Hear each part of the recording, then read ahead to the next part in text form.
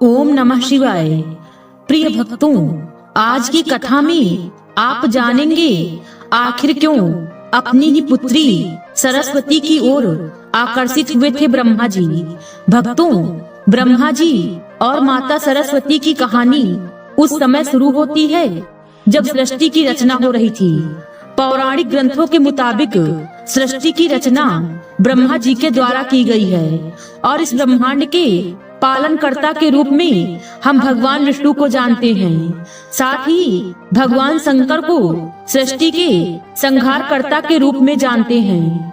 मगर कमाल की बात है कि आपने पृथ्वी पर भगवान विष्णु और भगवान शिव के बहुत सारे मंदिर देखे होंगे, मगर आपने कभी भगवान ब्रह्मा का मंदिर नहीं देखा होगा। पूरी पृथ्वी में भगवान ब्रह्मा की मूर्ति केवल भारत के पुष्कर में है। सरस्वती पुराण में भगवान ब्रह्मा और माता सरस्वती के विवाह की बात लिखी हुई है। इस प्रश्न के मुताबिक जब भगवान ब्रह्मा सृष्टि का निर्माण कर रहे थे तो सृष्टि के निर्माण को आगे जारी रखने के लिए ज्ञान की आवश्यकता थी। इस वजह से अपने मन से उन्होंने माता सरस्वती का निर्माण किया। माता सरस्वती की कोई माँ नहीं थी, उनका जन्म भगवान ब्रह्मा के मन से हुआ है। सरस्वती को ज्ञान की देवी के रूप में जाना जाता है। भगवान ब्रह्मा ने सरस्वती के साथ साथ सृष्टि का निर्माण किया और सृष्टि के अलग अलग जीव जंतु, पहाड़, जंगल, नदी आदि का निर्माण किया। इस निर्माण प्रक्रिया के दौरान भगवान ब्रह्मा देवी सरस्वती के रूप पर आकर्षित हो गए। माता सरस्वती ज्ञान की देवी होने के साथ साथ रूप में भी बहुत आकर्षक थी, मगर सरस्वती का जन्म ब्रह्मा से हुआ है।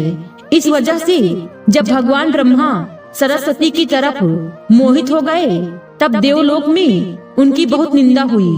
हालांकि इन सब के बावजूद ब्रह्मा ने सरस्वती से विवाह किया और लगभग 100 साल तक पृथ्वी पर जंगल में निवास किया।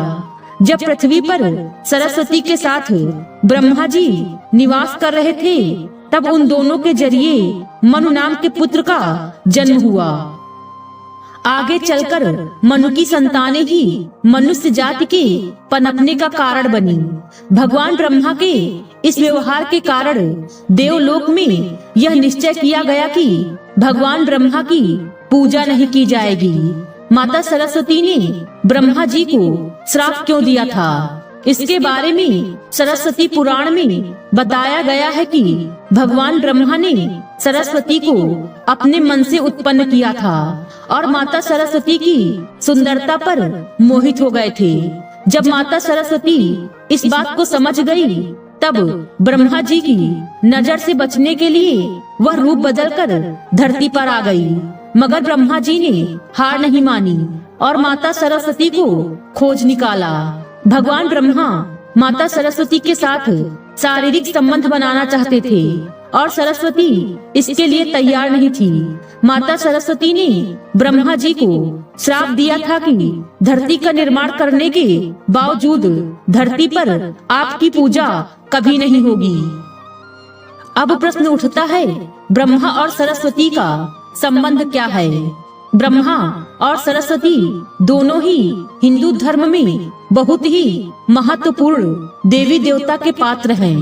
इनसे जुड़ी किसी भी जानकारी पर भरोसा करने से पहले आपको वेद पुराण पढ़ना चाहिए। सबसे पहले आपको बता दें कि हिंदू धर्म की सारी जानकारी वेदों में दी गई है। हिंदू धर्म वेद से शुरू होता है। इसके साथ ही वेद में इस तरह के किसी भी देवी देवता का वर्णन नहीं है। हम जितने भी देवी देवताओं के बारे में जानते हैं उन्हें केवल पुराणों में लिखा गया है। आपको यह भी समझना होगा कि ब्रह्मा और सरस्वती के संबंध को लेकर जो जानकारी दी जाती है उसमें कहा जाता है कि इस जानकारी को सरस्वती पुराण से लिया गया है, मगर सरस्वती पुराण नाम का कोई भी पुराण हिंदू धर्म में मौजूद नहीं है। हिंदू धर्म में 4 वेद और 18 पुराणों की बात की गई है। इन 18 पुराणों में सरस्वती पुराण नाम का कोई पुराण मौजूद नहीं है। कुछ बड़े पुराणों को उपपुराण में विभाजित भी किया गया है, मगर उपपुराण में भी सरस्वती पुराण नाम के किसी भी पुराण का जिक्र नहीं है। कुछ जगह पर मत्स्य पुराण की बात की जाती है, मगर इस पुराण में भी आपको सरस्वती और ब्रह्मा के विवाह जैसी कोई जानकारी नहीं मिलेगी। ऐसे में सवाल उठता है कि ब्रह्मा और सरस्वती के बीच कौन सा संबंध है। इसके लिए आपको समझना होगा कि ब्रह्मा ने सृष्टि का निर्माण किया, अर्थात जब भगवान ब्रह्मा इस सृष्टि का निर्माण करने बैठे तब विष्णु और महेश के अलावा कुछ भी इस दुनिया में मौजूद नहीं था।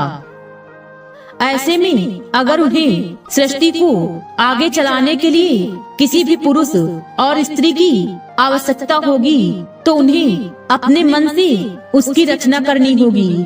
इसी वजह से भगवान ब्रह्मा ने माता सरस्वती, नारद, मनु, जामवंत, सनक, सनंदन, सनातन, सनत कुमार, भृगु एवं अत्रि का जन्म अपने मन से किया और पृथ्वी को आगे संचालित करने के लिए धरती पर भेजा। इस पृथ्वी पर ज्ञान के संतुलन को बनाए रखने के लिए उन्होंने माता सरस्वती को अपने साथ रखा और साथ रहने वाली स्त्री को पत्नी का दर्जा दे दिया गया। अब प्रश्न है, सरस्वती ब्रह्मा जी की पत्नी है या बेटी? अगर ब्रह्मांड में मौजूद हर चीज की रचना भगवान ब्रह्मा ने की है तो बेटी हो या पत्नी, दोनों की ही रचना भगवान ब्रह्मा के ही द्वारा संभव थी। भगवान ब्रह्मा को अगर किसी के साथ विवाह करना था तो इसके लिए भी उन्हें किसी का निर्माण अपने मन से करना पड़ता और उनके मन से उत्पन्न होने के कारण उनका रिश्ता बेटी की तरह भी लगाया जाता है। हालांकि सृष्टि का निर्माण होने के बाद अलग अलग घटनाओं के कारण ब्रह्मा जी का विवाह 5 बार हुआ था। इस वजह से उनकी कुल 5 पत्नियां थी, जिसमें सरस्वती, सावित्री, गायत्री, श्रद्धा और मेधा थी। अब प्रश्न है, ब्रह्मा जी की पूजा क्यों नहीं होती? इस पृथ्वी पर आपने अक्सर भगवान विष्णु या भगवान शंकर के मंदिरों को देखा होगा। आपने कभी भी भगवान ब्रह्मा के मंदिर को नहीं देखा होगा। आपको बता दें कि राजस्थान के पुष्कर में भगवान ब्रह्मा का एक मंदिर है। वह मंदिर 3 झीलों से घिरा हुआ है। प्रचलित कथा के मुताबिक सृष्टि का निर्माण करने के पश्चात वज्रनाश नाम के एक राक्षस ने धरती पर खूब उत्पात मचाया था। जब इस राक्षस ने भगवान ब्रह्मा के साथ दुर्व्यवहार शुरू कर दिया तब ब्रह्मा जी ने वज्रनाश का वध कर दिया और इस दौरान उनके कमल के 3 टुकड़े धरती पर आकर गिरे, जिससे बड़े बड़े झील बन गए। आज ये स्थान भारत के पुष्कर नाम के इलाके में है और उन तीनों झीलों को व्याष्ठा, मध्य और कनिष्ठ पुष्कर के नाम से जाना जाता है। इन झीलों के निर्माण के कारण वहाँ पर एक यज्ञ करवाने का निश्चय किया गया।